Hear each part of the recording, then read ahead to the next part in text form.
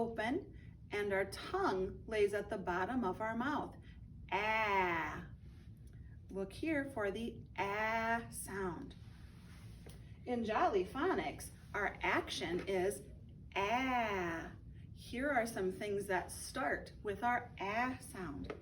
We have an astronaut, astronaut.